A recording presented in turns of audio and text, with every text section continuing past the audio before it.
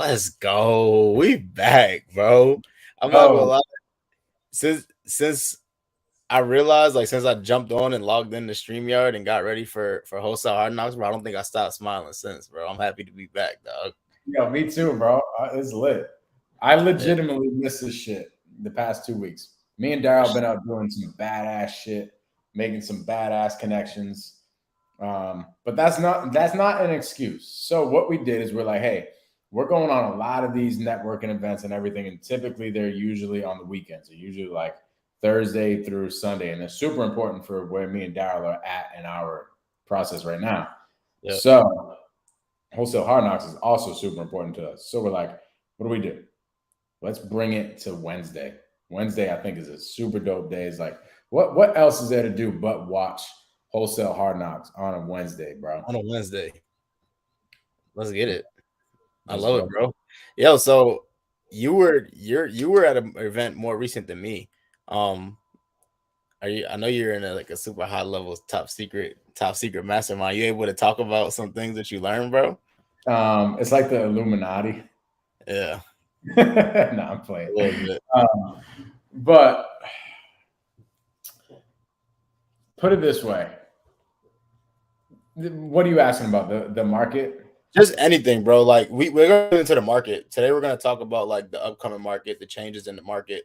But I'm Mhm. just curious as to something like your key takeaways from the mastermind that you just left, and then I'll talk about some key takeaways that I got from the mastermind that I went to. So this was a little bit different. It was a different vibe than normal. Yeah, Normally, you go to these masterminds, you go to these real estate events, and it's super geared towards like um, actionable, not actionable, yeah, actionable steps towards the business, like freaking how to convert more, right, or how to pull better data or something like you know what I'm saying, like those things that are going to get your internal business better, right? yeah. That's usually what these events are about. Um, However, we opened up the event on a Friday night, and the leaders of the event essentially just got on stage, first dinner. They got super vulnerable, just about their personal life, and it kind of just set the tone for the rest of the weekend. And the topics really were just about like family, um, relationships, like religion, your spiritual stuff, like all the different cups besides business that you need to fill. Stuff that people don't think about. They don't think One, about that we actually need. exactly. And that kind of set the tone for the rest of like health, like physical health, mental health, like everything. Everything besides business essentially is what we talked about. And then there was obviously you get in the rooms with these people and you start chopping up about business, and you have those type of conversations. But the overall vibe of the event was relationships, not only just like a wife and husband type of relationship, but just like friendships and mental health, physical health, all that type of stuff, and how it ties into being an entrepreneur and how important it is to have all those cups filled while you're out hustling, making money. And it was good, man. It was like something that I needed in my life. It really it hit home for me. So I love it. it was good. People, I think a lot of times we forget that like it takes multiple cups, right? Me and you had this conversation, right? You need to have multiple cups filled for you to be fulfilled. You know what I'm saying? For you to be on the right track, like just in general, right? It's mind, body, soul. That's three things right there that you need to work on. But people don't talk about like your relationships and your hobbies, all that good stuff. You know what I'm saying? So it's it's definitely important and good to have those reminders. And that's why we go to these types of events because it's important, 100%. bro. It's You important, said bro. something really important. The three things: mind, body, and soul. It's like you fill up those cups completely, then I don't know. I don't know what a freaking full fulfilled life looks like. I'm not the freaking higher power, but I'll tell you, it sounds pretty freaking good if you fill up Yeah, all those three cups. You know what I'm yeah, saying? However, if your business is crushing it and you're making a lot of money, dude, that's only like a couple drops in every single cup. for Like sure. yeah, you might put a couple drops in the body cup because you have money to pay for a nice doctor and a nice freaking trainer and stuff like that. You might put a couple cups in the soul thing because you can go to a nice church. You might be able to put down a couple drops for the mind thing because you're connecting with high level people or something. You know what I'm saying? But like, you still need to fill up the cups, not just a couple drops. And business only gives a couple drops in every single cup. For sure, bro. I love it. I love it. And that's the same thing for like my experience as well. Like the one thing that they like literally tattooed on my brain at Scale and Escape um was just like the aspect of time, bro. Like the time is now. like they literally are talking about like looking up a death calculator, right? Like just on average, how much time we have left as human beings based on like your age, you're male or female, are you healthy, right? Do you smoke, stuff like that, right? They give you a number, a long number Mhm. that's literally supposed to be the days that you have left on Earth on average, right? And he's talking about how he wrote that number on his mirror. It's something that he looks at every. This is 10, right? This is Ken Clothier. Um, he looks at this mirror every single day, and he subtracts one every day when he wakes up to remind himself, like, yo, I'm that much. I'm a day closer. You know what I'm saying? So the time is now. I have no time to waste. So I'm Mm-hmm. not gonna be sitting on my phone, consuming content, wasting time, hanging around people that don't fill my cups, right? Doing things, going out, doing stuff that isn't serving my purpose. Right. The time is now. He said, I don't even wear a watch. He said, I got a bracelet that says one thing. The time is now. And he said, that fucker's always right. So that's facts, bro. Like, Bro. yeah, bro. And that one thing has just been tattooed in my brain since then.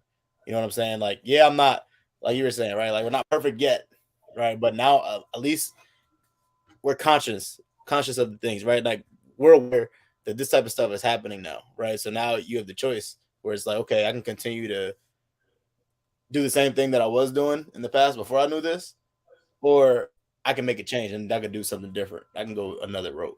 You know what I'm saying? So Yeah, keep bro. going, bro. Keep going to these masterminds. If you guys are watching right now, get into as many events, masterminds, everything is possible, right? Get around the people that are doing things that you want to do and better, right? Like you got to get around like-minded individuals, or you're going to continue to be thinking about thinking like the same people that you grew up with, like just being the same, right? And that's not what you want to be. You're going to elevate. Yeah, bro. It was a breath of fresh air because I haven't. I think the last event that I went to, I mean, there's a couple events that I'll speak at around my network, right? Like around my market, but Yeah, high level events. The last one I went to, I think, was probably like a few months ago. It made me realize I'm like, dude, I need to put this on the schedule for like every other week or something. yeah, You yeah. know what I'm saying? Or like every at least once a month or something like Once a that. month, twice a quarter, like yeah, you need to get out there. It's also important to find people like yourself. You know what I'm saying? Like find friends like me and Daryll are friends. Like you need to find those people because if not, who you plugging into?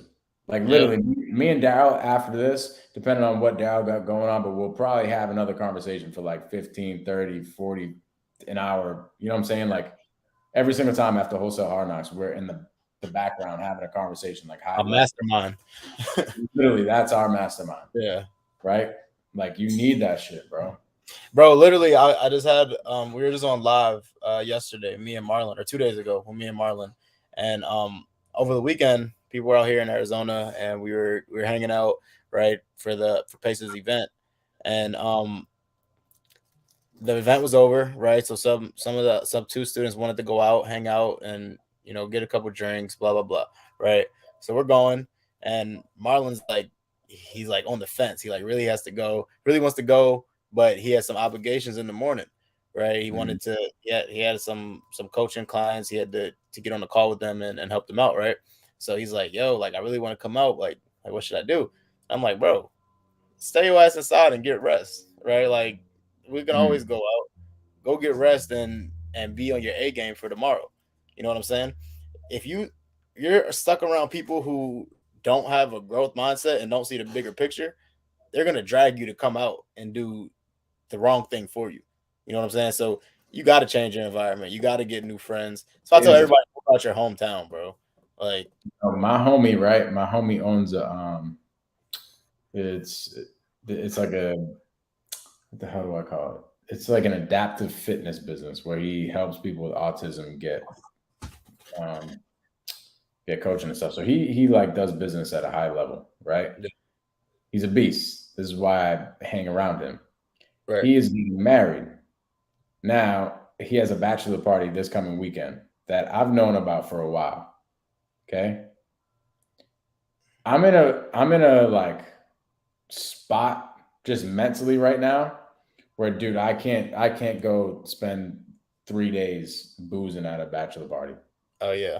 Like It's a lot. legit, that would fuck me up right now. I cannot do that shit. Just like I can't, right? And I know that that's what a bachelor party is about.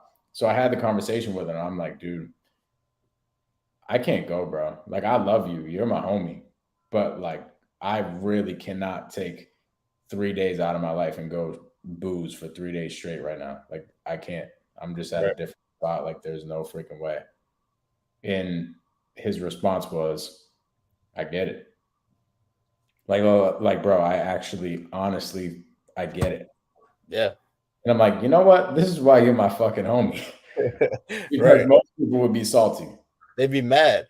They'd be Hmm. mad, bro, and they'd want to bring you down, and they'll make you feel bad. They'll guilt trip you, right? But when you find friends that are on a higher level, that are actually doing the thing, and it's actually working, right? They Homeboy's answer actually after that was, you know, I'm kind of jealous because I kind of wish I wasn't going either.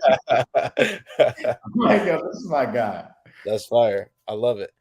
But yo, let's get into the market, bro. The Right. as We should just people make this shit about what the hell happened the past 2 weeks. But let's get into the freaking market. the market. Let's get it. um, Let's get into the market. at Scale and Escape, did they go over anything with the market right now? Um, not much. Not much. They did a little bit, Mhm. right? But what Scale and Escape wasn't as geared towards real estate. I mean, they had real estate. People were talking real estate, but it was more like business mindset, advertising, like marketing, stuff Yeah. like that. Um, but overall, like we've been, and I don't know, I want to hear your thoughts because I've been going pretty, really conservative, like because I'm in multiple markets, and not all the markets. So like Tampa, I'm not taking as big as a discount. Like Vegas, not taking as big as a discount. Mhm. Certain markets that I don't think took as big as a hit, but we're taking 20% off the ARV is like right away, 15 to Mm. 20% off the ARV right away as we're comping it and coming up with our max allowable offer. We're taking a lot off the top because we don't know what the hell is going on in this market. You know what I'm saying? That's So, interesting. That is super interesting because I was talking about that on my how to wholesale video yesterday on mhm. YouTube. I was saying, yeah, we're taking 5% off our ARV, but Oh, that's Boston. right, Just like you right, said, Tampa maybe is 5% for you, or right. Vegas is 5% for you. But I do have a decent amount of leads that come nationwide. Like I have a couple in Tennessee right now, Iowa, like these random ass markets, right? And those ones we are being like super conservative. Here's my thought process to it is like, yo, unless I get an absolutely smoking freaking deal, like I'd rather not figure this shit out like thousands of miles away. Yeah, for sure, Because I don't have a big buyer pool in that market. for Granted, I sure. can just go to a dispo wholesaler, but um, I need the deepest discount because I don't know what the hell's going on in that market. In Boston, I can move that shit, you know. Yeah. So So in what do you? Boston, So let's maybe we should talk about why the market is doing what it's doing. okay, and then we can get into like kind of what our strategies are. Yeah, yeah. Hmm. So what are your So thoughts? I mean, it's the interest rates, bro. So what's going on is just hedging for inflation, right? We're just trying to compensate for it, right? So interest rates are just rising and rising and rising, right? So interest rates are at what, like 7% now, Mm-hmm. which is making it really tough for somebody to afford a property, right? So let's say we buy a house. Let's say it's a house for $400,000, right? Let's say this person's putting 10% down on the house. 2 years ago, 2%, 3% interest rates, right? That monthly payment is 1,300 to like $1,700 at a 3% interest rate. Today, we're at 7. That same interest rate on that same $400,000, well, not the same interest rate, that same uh monthly Mortgage. payment on a $400,000 property is $2,700. So it's over at Damn, bro. That boots some people out, bro. it's crazy, bro. You know how much so many people, and we're talking everyday working people. We're not talking about multi-millionaires. We're not talking about real estate gurus. We're not talking about these people. We're talking about people who have 9 to 5 jobs who a lot of times are working paycheck to paycheck. Right. Mm-hmm. Obviously, they have some money because they just bought a house for $400,000. But from $1,500 to $2,700 a month, that's a huge That's difference. wild. It's a huge difference, right? So, in order for that to make sense, in order for a monthly payment to make sense at that interest rate, right, the purchase price needs to come down. Mm-hmm. So to get it back to that, let's say that 1,800, right, with the same 10% down. Let's see. The property would need to be sold at $300,000 to That's pay 18 a hundred thousand. $100,000 discount. You know what I'm saying? So Mm-hmm. that's why that's why we're seeing this crazy shift, right? And we have no clue what's going on. Every other week, it seems like the the interest rates keep rising, right? So it's scary times right now. Now, I will say it's scary times for certain exit strategies, right? There's certain exit strategies that work all the time, right? And there's certain things that you got to do to make sure that those scarier exit strategies are more safe, right? So like let's just call it out, right? Fix and flipping. It's not impossible, right? Mike, you just made a video today of a flip you're doing right now. It's not Mm-hmm. impossible. You can do it, but I bet you got that deal a lot lower than what you would have gotten it a few months ago, right? Like Claudio says, scary times if you're only a wholesaler, right? Because now what you got to do is you need to get these properties at an extremely low rate, low discount that it makes sense regardless, right? That where a buyer can say, okay, I feel comfortable enough to fix this property, put all this money into this property, list it on the market on a market I have no clue what's going to do, and I'm still going to sell this property, right? So buyers are being extremely conservative. I know I'm being extremely conservative. So I like what you said earlier, right? Well, actually, let's dive into what you were just talking about. One of my homies that's looking to buy a house said the same exact thing. He's like, bro, I wanted to buy a house last year, and I was looking at houses that were like $350,000, right? I now need that house at like 300, 275, around that number, right? In order for that to work for me, as far as like a monthly payment. I'm like, holy crap, that is kind of crazy. It's crazy. Um, However, let me rephrase it. Not for it to work for him, but for him to get the same payment. He still would buy that $350,000 property because he can still afford the extra $500, $700 a month. Yeah. He's still in that buyer pool, right? So here's what's happening. The buyer pool that was up here. So every market's different. You have to know your market. But for Brockton, the city that I'm in, right?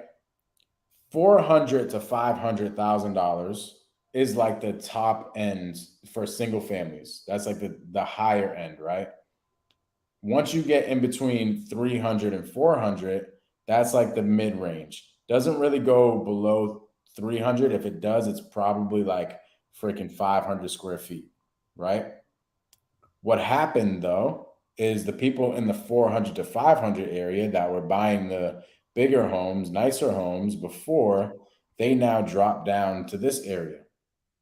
You know what I'm saying? So now this area has a really big buyer pool. So our as is novations that we're listing, that we're not putting too much love into, that we're not listing up here, they're freaking going bananas. We listed a novation last week. Within 2 days, had 4 different offers. Already under purchase and sale agreement locked up. I like it. You see what I'm saying? But it's in that 300 to 400 range. Yeah. So to Daryl's point earlier, Daryl was like, yo, all these markets that I'm not too sure about, I'm getting a super freaking discount. Same here. If I don't really know the area, I'm like, yo, I want that shit freaking 35% ARV. Like something absolutely crazy, because I need to know that I'm going to get this thing off. If it's in my market and I truly understand my market, I know these things. I know this buyer pool is still here. I can do these deals. So that deal that I'm fixing and flipping, Daryl, actually, I didn't get it at a super discount. This is the same price that I would have bought it at 6 months ago. However, the ARV is 375. So I know that thing is going to go quick. Right. Does that make sense? It makes sense. So it's really, truly understanding your market and your area, because every market right now is being hit different. And that's why the number one thing, and I was literally just telling somebody this in my virtual office, is find your buyers first. Yes. Mike is a buyer. Mike is a cash buyer in the area, right? In his market, right? So if you're a wholesaler in Brockton, that's what it is, right? Brockton. Yeah. You come to Mike before you lock something up. And Right. you say, is this, what would you buy this at? Mike will tell you what he would buy it at. Mm-hmm. It's your job to go get it lower. And that's exactly, bro, what we're doing right now. I have hedge funds and I have buyers in these markets that I'm working at, and I'm going to the hedge fund. I'm saying, hey, what would you buy this for? Yeah. Right? They tell me. Luckily, it's a good hedge fund that they actually do that. Not many of them do that, but they said you're the word on the street is you're the kingpin in Brockton, bro. Yeah. But yeah, bro, that's it. Claudio's making it hot, yo. Keep watching this live. I love it. I love it. But yeah, and another good thing is that you do have it on a novation as well, right? So you're not paying closing costs. You're on one side of closing costs being paid, so that's or holding costs, right? So that's a plus for you. We're doing a lot more. We're gonna get into a lot more novations as well. Because yeah, people like I had literally. This is crazy that you're saying this. I literally probably had 5 different people in the past like week or two. Yo, Mike, like, isn't it a bad idea with the interest rates and the way the market's going not to isn't it a bad idea to do novations? I'm like, no. It's actually a better idea. I'd rather do a novation than a fix and flip. For sure. You know, I don't have any overhead throughout. I mean, depending on how you structure it, sometimes you have to pay the mortgage during while you have the project. But the one I'm in right now, I'm not paying the mortgage payments. Like, I have no overhead throughout the whole entire project. All I have to do is put like 5 to 10 grand worth of work into it, and I know that it's in that buyer pool that I was talking about. Yeah, and if let's just say hypothetically speaking, in a make believe world that doesn't happen, right? It doesn't sell for 370. What do you lose? 5 to 10 grand versus you going to get hard money, right? That's going to pay off a property, and now you owe a hard money lender, right? Yeah. Like, and now you're paying money on it. You pay points for that, right? Now you get your legs chopped off. Exactly. Oh, like I literally just did. We actually just closed on my first flip ever, right? Triple digit flip. Congrats, by the way. I wish I had like a Brett Daniels belt. That's freaking bad. But no, listen. It's not the triple digit you're thinking, and I'm grateful, right? So I don't think I'm complaining. It's literally triple digits. Like our profit was 571. Yo, that's funny, bro. It's crazy, right? But we paid off all of our lenders, right? And we lived to fight another day, right? Mm-hmm. But what I learned on that was what really killed that deal was the hard money payments, right? The holding costs and all of our lenders that we had to pay off, right? Like it's insane, bro. Like we had to pay points up front. We had to literally pay off the whole amount to buy the property. Then we had to pay off our lenders to actually do the work, right? Like it ate all of our profit up. When originally this was locked up as a subtail. It was a sub two deal, short term sub two, where I was going to give the seller a little bit up front. We had a year long period, length of term, where I was just going to 12 months just make payments to him. But once I sold it within like those 4 or 5 months, then he would just got paid off. How Right. much would you have made if you did the subtail instead of the fix and flip? 70 grand. Easy. 60 to 70 grand. Easy. Damn. Yeah. And it was 1,000% my fault. Right. Like I listened to somebody who told me that if I changed it from a sub two to a cash deal, it was gonna, and it's probably true that they said it was gonna make the stopping the foreclosure a lot easier because it was a probate situation as well. So it was a real headache, right? But I listened to it, I switched it to a cash deal. But what I messed up was when I switched it. Remember, it's give and take, right? I just gave him. I said, here, you do we can do the cash deal, right? But I didn't ask for a lower price. We just did the cash deal based off the numbers. And I thought that the numbers were good enough to, which they were at the time, right? The numbers were good enough at the time to, we were going to sell it for, our plan was to sell it for 270, maybe 280, right? And we ended up selling it for 230 because the market just took a shit on us, right? So it is what it is, right? I'm just grateful that we're able to, like I said, pay our lenders back, and live to fight another day. You know what I'm saying? Like I know some people who had to cut checks to sell houses that they're doing flips on in today's market because they didn't buy it low enough.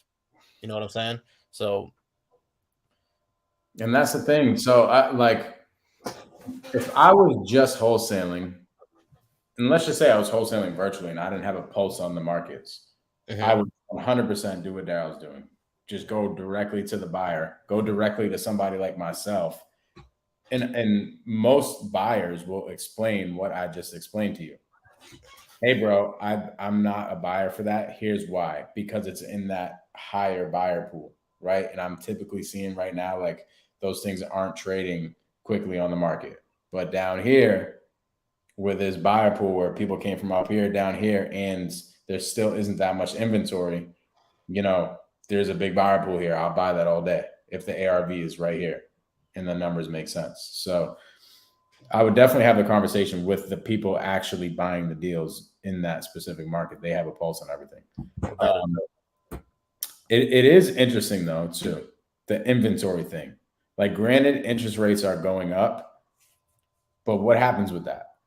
When interest rates go up, people don't want to sell their house because they're like, hey, if I sell my house, I have a freaking 2 or 3% interest rate on it.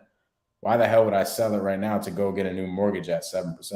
That doesn't make any sense. So the inventory thing is still a problem. You see what I'm saying? Yeah, to challenge that really quick, right? What we've been doing to kind of bring that inventory up a bit, right, is we introduced the fear, right? Like, well, okay, you can wait a few months or a year to sell your house, but what happens if the market just drops and now you just lost all that equity that you've been building up the past 6, 7, 8 years?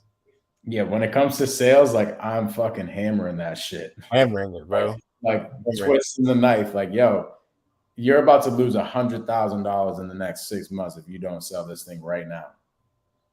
You know what I'm saying? And we're like really hammering that. But what I was saying is, like, the market in itself, like, what is the market thinking? What causes people to sell their property? Yeah. Or what causes people not to sell the property? People could not want to sell the property. People could be on the edge of selling their property, and they just won't because they know now if I sell it, I'm going to go get a 7% interest rate. For sure. As far as our sellers go, like, our sales team is freaking hammering the market. Like, yo, the market is terrible. I actually have sellers coming back to me that we've been in touch with for the past like 6 months, and I'm like, dude, that number's dead.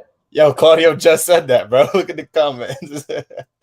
That's crazy. No, legitimately. It's crazy. And we're getting the same thing, bro. We're getting the same exact thing. We literally just locked up a deal that we probably got like a 20-30K spread on it, and same thing happened. We made the guy an offer, and he thought he had a better offer. He came back to us. He's like, "Yeah, is your offer still on the table?" We're like, "I mean, we have a offer still on the table, but not that one." And we locked him up at a lower price because it just makes no sense. Like the market is it just shifted. It's crazy. So, what are some strategies that you're implementing right now to get more deals? Do we give the people this? Do we give the people the sauce? I think we do, bro. Do we give the people the I think sauce? we do.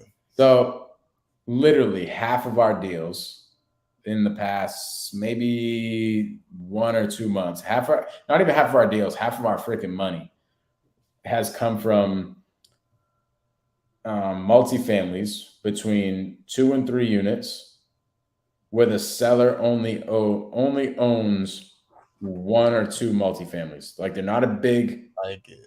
they're not a big freaking investor that owns like 10 buildings or like whatever. They're just a mom and pop, or they lived in one unit and they ended up leaving into assisted living or something like that. And then the property was vacant or something like that. But essentially, like a landlord that is not a landlord. Yeah. That's Are these less than like 10 units? Or like yeah, these are 2 to 3 units. 2 to 3 units? Okay. Okay. Like small investment properties that are like mom and pop type investment properties. And here's why. All these fix and flippers, right? They like to make quick cash. And they're people that like to put their money into something and see a decent return, like quickly. So what do they love? They love things like stocks. They love things like crypto. They like things like fix and flips and stuff like that. You know what I'm saying? However, all those things like are scaring the shit out of them. One, they lost a shit ton of money in crypto. They lost a shit ton of money in the stock market already. And they're like, dude, I'm liquid now. I have a lot of liquid cash that I took my money out of crypto. I took my money out of stock. These are legitimate conversations that I'm having with buyers. Like I have a lot of liquid cash right now that's not making me any money. All I'm doing is spending it. I'm spending it on BS, right? I'm spending it on clothes. I'm spending it on dinners. I'm spending it on whatever because I see a shit ton of cash in my bank account. I think I'm rich, but I know I just need to get rid of it. So their minds, right? Instead of like their minds aren't super high level, like 10 unit buildings or whatever the case is. Their minds are just like, hey, I've heard of multifamily before. It sounds good. I think, I need to put my money in some sort of long-term play. Let me put my money in like a threeplex. Yeah. Because they know they're going to hold onto that for long term, and that they're going to be able to cash flow with the rate the rents are right now. So, dude, our freaking 2 and 3 units are going like, dude, I'm talking like $70,000 assignment fees. Shit. Crazy. That's crazy. And I doubt that you have to do much work to those properties. Well, has it been like pretty big renovations? Or I know you're not doing the renovation, you're wholesaling them, but are they in good shape or what? They're decent. Like they're not crazy. It depends. Some of them are fucked up. Yeah. Yeah. It just all. But to your point, like they're not properties that have been sitting there for 20 years or something. They're usually like the last one that we just did. They left there 2 years ago because the homeowner that lived there got old and he needed to move into assisted living, and they kind of just left the property the way that it's at. So they're like 80 years old or something like that, and they just had this 2 or 3 family for a while. But they're not actual investors. They're just like a mom and pop type of thing. Maybe they've been living in this freaking property for years. They just knew that you're supposed to buy real estate, and they just did it. Exactly. They just did it, and they weren't like, they're not taking it serious. They're not like, oh, let me build a real estate empire. They're just like, let me park some of this cash I got so I don't lose it in the bank. Exactly. Makes a lot of sense. I like that. We're taking that. We're pulling these lists. If you guys missed that, you just missed some gems. You may want to watch the replay. If you guys just jumped in my Instagram, y'all missed a lot. I'm sorry, not sorry. Jump to the YouTube. Now, here's what you do. If you just missed that, 1, definitely go back and listen to it again. And then 2, pull the list of anything that's owned between 2 and 4 units in the set. Like you can do this on PropStream. I love PropStream because you can really tweak all the filters. So a seller that's owned a property that is a multifamily property between 2 and 4 units that has only 1 or 2 properties. Like you can do a filter how many properties they own. No more than 2. Because once you get over more than 2, that means they're like they kind of know what they're doing, right?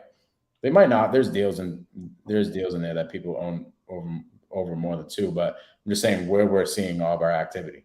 Yeah. So you pull all that stuff, and then you generate a lead, and then you bring it to JV with Daryll.com or silverhomies.com, and we'll close your lead and we'll make money. I like it. I like it. That's some sauce, bro. Let me call my integrator. Write that down right now. He about to pull that list for sure. Yo, I'll tell you what we're doing. Okay.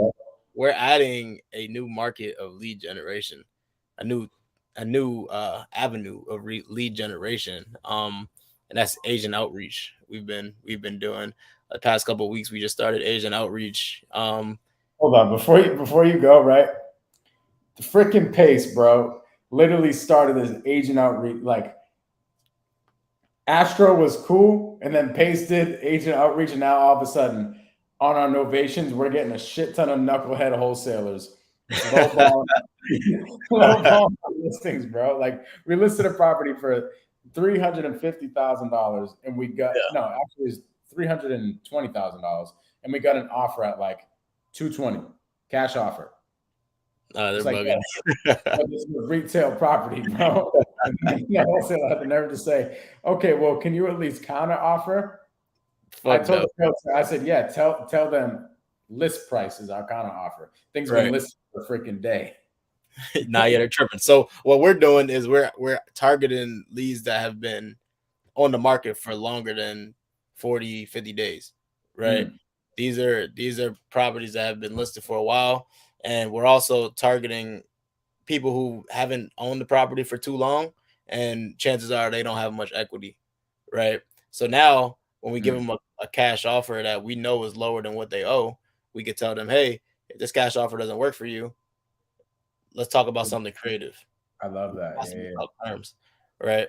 And we're getting them on terms because nobody's bringing this up to them, right? A lot of agents, like Claudio said in the comments a little earlier, he said he's running with some realtors who are uneducated in creative finance and they're blocking deals, right? We're coming across that as well, but it's in the follow up, right? Like we're just going to continue to follow up and talk to these agents and get them to understand, right, that they don't have the answers. They don't got the answers, Sway.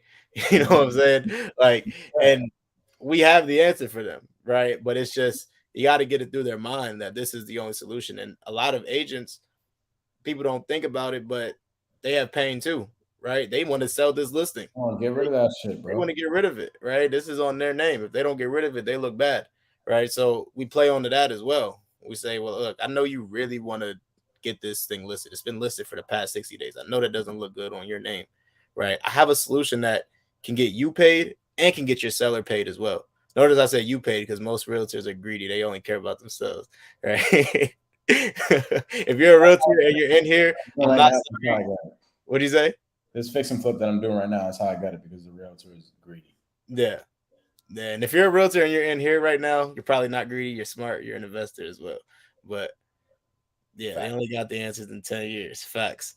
So that's what we do, right? And we tell them, like, look, you can represent us as well. You can represent the seller. Right? We don't have an agent. Kind of make it more enticing for them to do it. But a lot of times they'll try to be the gatekeeper, right? And they'll say, oh, I don't think my seller is gonna like that. How do you know? You know what I think the problem is? I think that people will talk to agents and they think that because they're an agent, they understand this investing world and they understand like real estate jargon completely and that it's just going to click in their mind. Yeah. And they don't articulate and they don't tell stories and they don't like, talk to them like they would talk to a seller. Or maybe they stink at talking to sellers anyway, but they don't articulate the message correctly and it doesn't get them to click. Yeah. Because what really should happen is what you're talking about, Daryll. It should click in their mind like, holy crap, now I'm going to be able to get rid of this listing and my seller's going to freaking love this. I got to relay this message ASAP.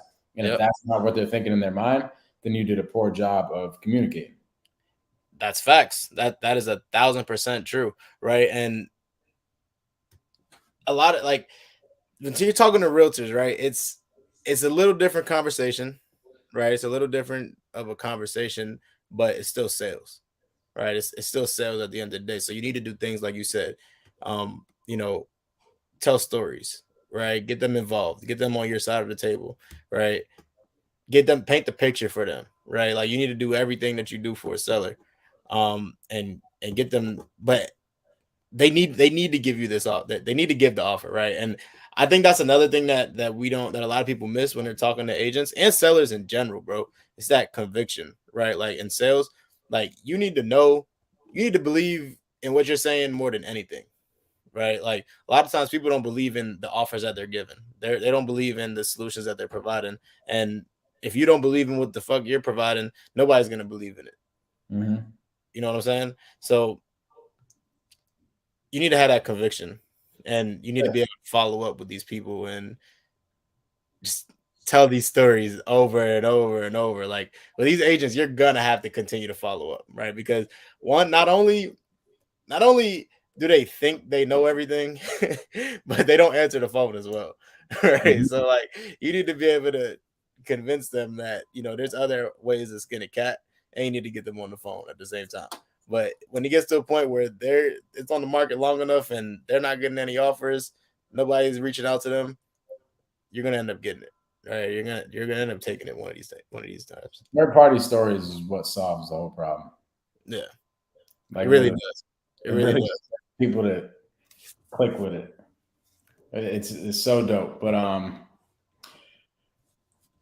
so how are you going about like prospecting the real estate agent deals? Like, are you actually physically going on Zillow or something like that? Or are you pulling a list? Like, You want me to go out all the sauce, bro? Hey man, nah, we're pulling out. We're pulling lists on PropStream. okay, pulling a list on property, you got it. Yeah. Cause do you get to see the listing? You can put on market, and we can go see the listing on Zillow. Got it. Yeah. Okay. So I actually have. So we actually pulled a list. Shout out to Kevin Cho. I call it the Cho list. Um, where we're targeting like VA loans and FHA loans for people Yeah. who only own the property for a year, 2 years. Um, Mm-hmm. so they have little to no equity, and the property's listed, so they have to sell. A lot of times, these are people going through a divorce or like job relocation, or they're veterans, or they're in the army or something. They got restationed, right? Mm-hmm. So these are people who need to sell their property fast, but a lot of times they have to spend money. They have to pay to sell their property, right? So we're able to pull that list. I give it to my VAs, um, and they're just hammering the list, calling the list, and we give it to like we have a we have most of our VAs. They really don't have an accent. They're bilingual, right? And but we give it to like our best VAs who are used to having these conversations. You wouldn't even think that they live overseas. You know what I'm saying? Half of them are from the United States, or they lived in the United States for a certain amount of time, right? And they're having these conversations and figuring out what they have. Then we put them in a drip campaign, and after we call about those specific deals, we reach out to these agents 3 times a week, figuring out what leads that what deals do they have? Do they have any pocket listings? Do they have anything they can't sell? Right, and it's just constant follow up with them as well. The reason why I ask is I don't know. Do you know Cash, the seller finance guy? I think so. He's been on a couple of my lives. My Yeah. friend Yeah. guy, Yeah. Yeah. Yeah. Yeah. Yeah. yeah, he was telling me about a story of how he was getting his sub two deals. And Mhm. essentially, he would look at the listing. And if you guys are watching and you're about to ask, like, what the hell is he talking about? Come to my live with Mike, with Cash on Saturday and ask the question, because I forget exactly what the word was. But essentially, there was some verbiage in the listing that triggered in Mike's mind, hey, this is a flat fee listing from a wholesaler. Yeah. Like there was a couple of things like one thing I can remember is don't talk to the seller or something like that. Like he could just tell that it was a virtual wholesaler, right? Yeah. Mike ends up going to the house, talking to the seller, and essentially figuring out that she was about to go through foreclosure and the wholesaler had no idea. She didn't pay her mortgage in like 3 months. And the Wow. wholesaler didn't know that and he locked it up too high. Mike went to the seller and just said, "Hey, I'm not a buyer for this one, but when this guy doesn't buy it and you're about to get foreclosed on, contact me." Gives him her card. She Right. calls him back in like 2 or 3 months. Now, here's what I said to Mike. I'm like, you know what? What? Here's what I would have done, and I respect what he did. I Right? already know what you would have done. I already know what you would have done. Yeah, I would have contacted the wholesaler Yeah, because I know he has 1,000 more of these freaking exactly. CRM. You know what I mean?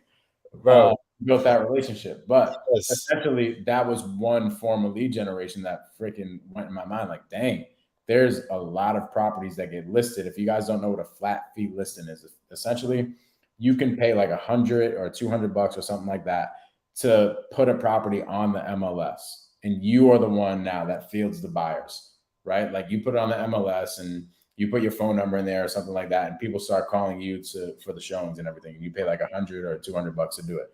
So a lot of wholesalers, instead, like they'll put some verbiage in their contract that states that they can put it on the MLS. They'll put it on the MLS and then field the buyers themselves. So pay 100, 200 bucks, and that's how they wholesale their deals. But yeah, it was just a cool way of. It's not really agent outreach. It's relationships, bro. It's Yeah. it's relationships, right? Like a lot of people don't realize that you can make a lot of money in this business based off just relationships, right? Mhm. Like this whole year and a half, I just literally just started a month ago putting money into marketing, bro. Literally, the past Wow. 9 to 12 months, I Mhm. literally have not put a dollar into marketing, and we've been making money, right? You can make a lot of money in this business without paying for marketing. You just need to build relationships, right? Like, so, and I think about it this way, right? Before, I would never imagine me having an agent outreach part of my business, right? But when you really think about it, when you deal with a seller who owns one property, right? That transaction is one time, right? Unless they own a couple properties later, they may call you in the future, one in the blue, like one out of 100 times, you're gonna get that, right? Mhm. When you're dealing with the agent and a wholesaler, they come across properties, opportunities every single week, literally. This is a repeat referral business. This is something where you build a relationship and you eat forever if you keep that relationship right.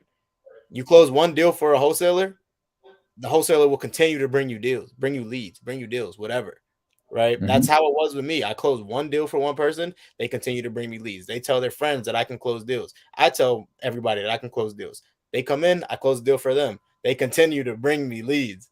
It's simple, right? It's a referral repeat business. So if I talk to an agent, first deal I do with an agent, I guarantee you this agent is going to be like, oh my goodness, this guy just taught me some cool stuff that I can use forever. I just added another tool to my tool belt. So I'm going to call Daryll whenever I come across somebody who has no equity, a property that I can't I can't sell, or a fix and flip opportunity. Right? Like it only makes sense. Stop being scared to talk to these people and just have these conversations. I think it's actually not even I think I know it's the way to make the most money in this business. Actually maybe not the most money, but the most volume. But it's definitely how you do the most volume because doing direct to seller at that scale is not ideal. You do not want to run a full direct to seller operation, whether you're sending out mailers or you're cold calling and texting, especially cold calling and texting. You do not want to operate a freaking call center. See what I'm saying? There's people out there that crush it, but at the Yeah. end of the day, it's like it's a lot of management to manage all those salespeople, and a lot of shit falls through the For cracks. sure. I was literally just talking about this, right? So we have a pretty big cold call team, like Mhm. team of VAs. Um, but here's the thing, I pretty much outsource that, right? Like I want to somebody who already has 20 VAs that are cold calling and texting for him, right? And he has that automated and systematized, right? And Mhm. I have my part of the business, the acquisition side, automated and systematized, right? And I came to him and said, "Look, I need more leads. You can provide more leads. Let me give you money. Let me put my money into your conveyor belt and just pump me out some leads, right?" So, yes, you feel me? Yeah, like I lost my train of thought a little bit, but No, it's Daryll didn't want to manage a whole entire freaking exactly, team. His exactly. I didn't want to, right? And I Let's was talk just about it. Go my ahead. bad, not my bad. You brought me back to my train of thought. But Mhm. on my actual acquisitions team, right, there was a point where I probably had like 10 to 12 people on my team. And I thought that was cool because I had so many people on my team. And you remember this, right? I used to come to you and talk to you about this shit. Like, I used to think it was so cool to have so many people on my team. But when I realized, like, yo, this shit is actually draining me because I may have 12 people on my team, but four of them are the only ones that are consistently making calls every single day. Yeah, one of them's calling for maybe an hour a day or something. Exactly. So it got to a point where I'm managing all these freaking people and only a couple of them are producing. Once I cut those cancers out, right? That's what it does. And that's what we talk about in like, so my coaches always used to talk about in football, right? Like you have one cancerous person on your team, one bad apple, they're gonna infect other people, right? Like other Mhm. people get close to that person and they're like, oh, this is maybe how I should act too, right? Because Mike is only making 20 calls a day. I'm making 100 calls a day. Why should I do that? I should be like Mike. Only make 20 calls a day. I'm still here, right? He's not going to do anything. So you have one Only bad as good as the weakest link. exactly. Exactly, right? So now my team's at like I'm at like 7, 8, right? And it's still a good amount, but now this is 7 or 8 people who are doing this full time who are coming to coming to the meetings on time, right? They're doing the training, right? And they're still making their calls. They want to get better. They're grateful for the opportunity. You know what I'm saying? And they're crushing it, right? Like we're crushing it right now. This is the most volume that I've been having so far as a wholesale business, having a wholesale business. Yeah, we're literally adding two more people, one admin and one more cold caller and texter, and then we will not scale from there. Yeah, As far as like lead generation goes and volume, we might add to the acquisitions team because we're getting more JV leads, and maybe a couple more lead managers. But other than that, as far as cold calls and texters, like reaching out directly to sellers, we will not scale more than that. Doesn't make any sense to. it doesn't, bro. Like so, back when because earlier this year, um, we did try, and let me clarify. Let me go back on what I said because I said I wasn't paying for any marketing. Um, Around like the middle of early this year, I brought on a partner, and he had cold callers, and he was paying for the marketing for that side of things, right? So we tried it, right, and we were bringing on cold callers. One, we started off with two, right? They're doing their thing.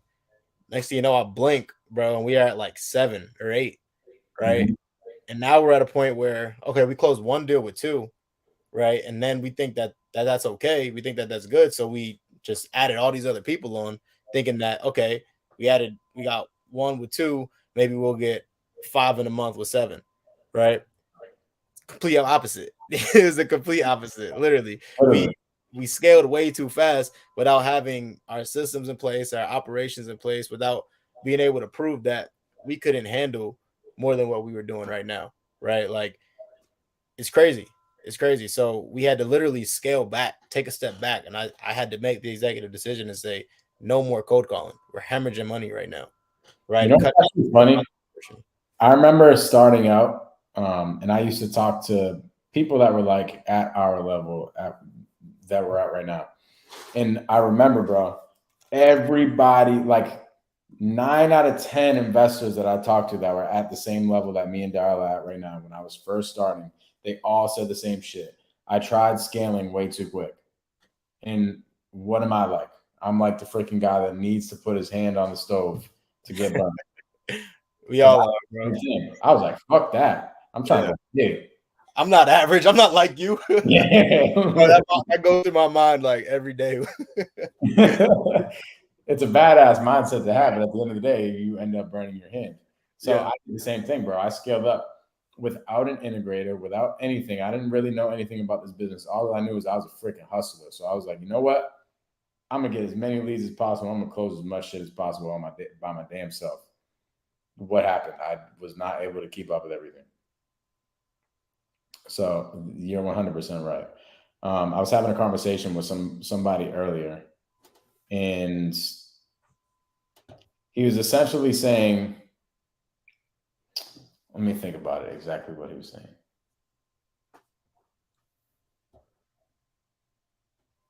He was like, there's no reason to scale to that point in direct to seller or whatever the case is, because once you scale your direct to seller to a certain point, all the other tables get filled. Like, you only have to see, it's like your heartbeat, right?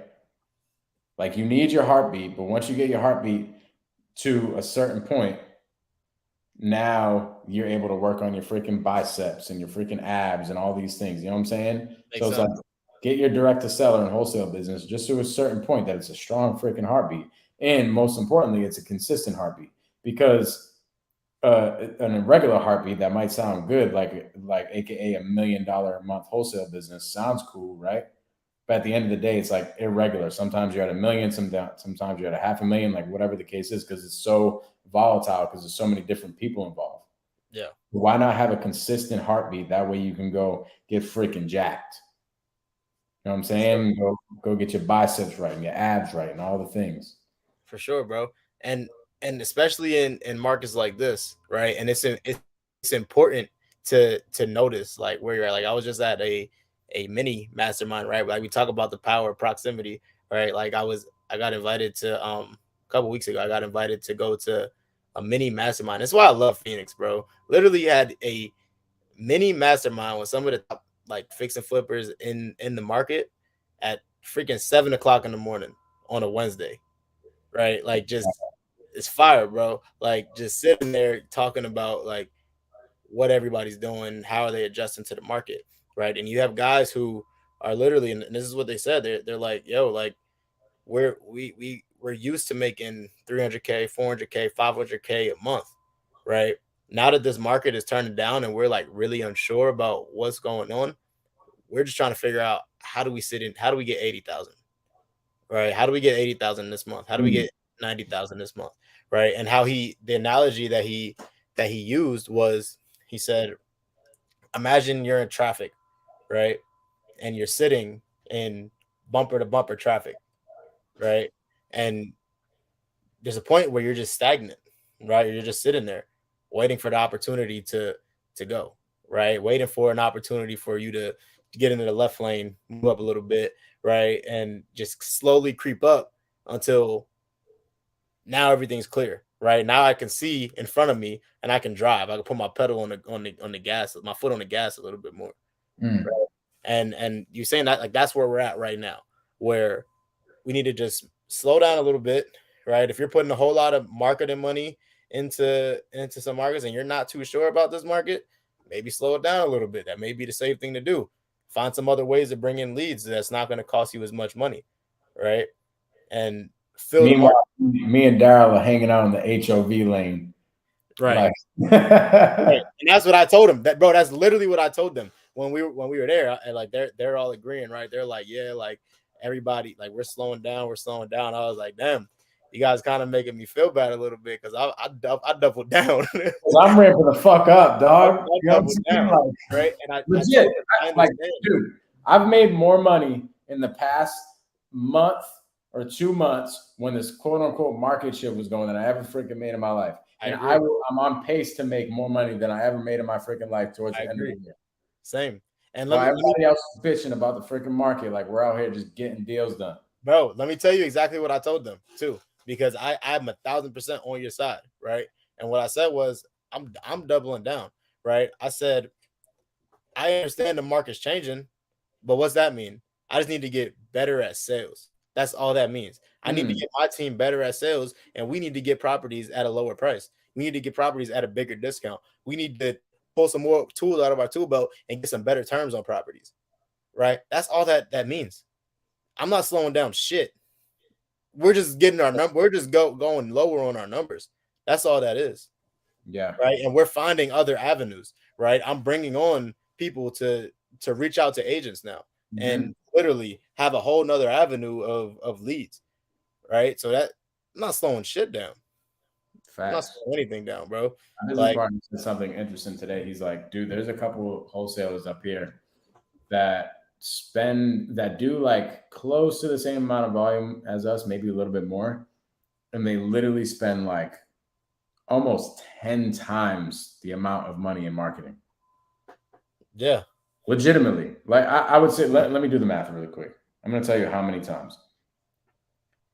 A little bit over 7 times more money than us in marketing. And they're doing maybe 2 more deals than us a month. And they're spending 7 times more money than us. Yeah. My business partner was like, Mike, that's why I told you.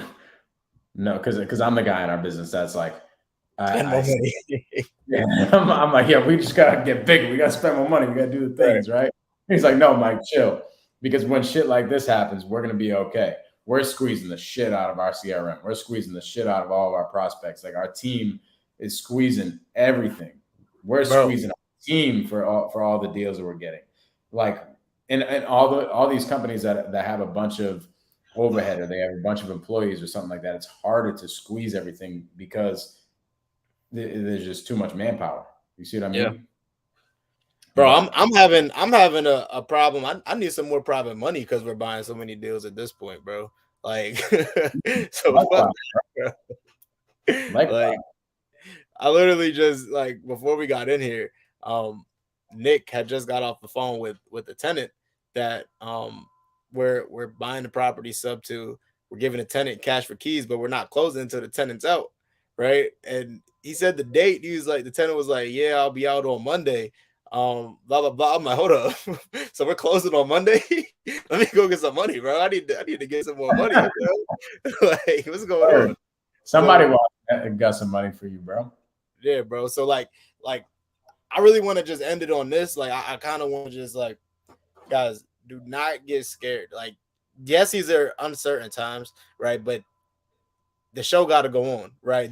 You just need to adjust. You just need to pivot. And it comes back to what we were talking about in the beginning. It's kind of coming full circle, right? You need to get into these rooms with other people, especially like I know our audience is usually around our age, right? Most of the time, it's people around our age, and we need to get around people who've been there before, right? We need to get around people who've witnessed the crash of 2008, 2007, right? Like we need to be around people who have the game plan, who have the experience, so we can use their experience, right? Get into fill your brain with knowledge and listen to podcasts and get into rooms where people are literally strategizing and talking about bouncing ideas off the wall on how we're going to get through this, right? So you know for sure. So you're as confident as me and Mike are that shit ain't going to change. If anything, this is the time where we're ramping stuff up. Millionaires are made in recessions. Millionaires and billionaires are made in recessions and crashes, right? So this is the time to get excited. This is the time that we're about to make a lot of freaking money. You know what I'm saying? Like, it's time to buy a lot of deals. People are going to get scared, sell their property, and who's going to buy them? I know I am. I know I'm literally talking to buyers, and they're like, the conversation isn't coming up that much. Yeah. With the actual buyers, like the people that we're selling wholesale deals to, like when I'm talking to them, having conversations with them, they're not too scared. They're still buying deals. Yep. Why? Because that's how they put freaking food on the table. Yep. The show must go on. Like, you're not just gonna stop. It's like in a football game, just because it's raining, we're not gonna stop playing the game. No, we're gonna go out in the field and we're gonna play in the damn rain. We're just gonna run the ball more. You're not gonna pass it. Right? Like, you just need to adjust to what's going on. Yeah. Hell yeah, bro. In the words of Colleen, you either wake up and be a boss or you be a little bitch. Oh, bitch. Straight up. Straight up, bro. Yeah, man. Go. Welcome back, bro. Welcome back to Wholesale Hard Knocks. Let's go, man. If y'all got some value, please hit the like button. hit the subscribe button to me and Daryll's channel. Do all the things. We appreciate y'all. Going forward, Wholesale Hard Knocks will now be on every single Wednesday at 7 p.m. Eastern time. What time your time? It's 4 o'clock. 4 o'clock Arizona time. We're probably gonna have like a time change pretty soon, right? Arizona time don't change, bro. Come on, Yeah. dog. I know Patience said, he's like, yo, y'all are weird. You guys do the fall back or spring forward or whatever the case is, right? So I guess I don't know when we'll talk about it later. Once that comes up, we'll be a new time. But for now, 7 p.m. Eastern time, 4 p.m. AZ time is the new Wholesale Hard Knocks every single Wednesday. So the Saturday shit's dead. Just Wednesday. Tell all your homies, tell all your peoples, share this video. Wednesdays at 7 p.m. Eastern time, 4 p.m. AZ time. Let's go, baby. Let's go. We out of here.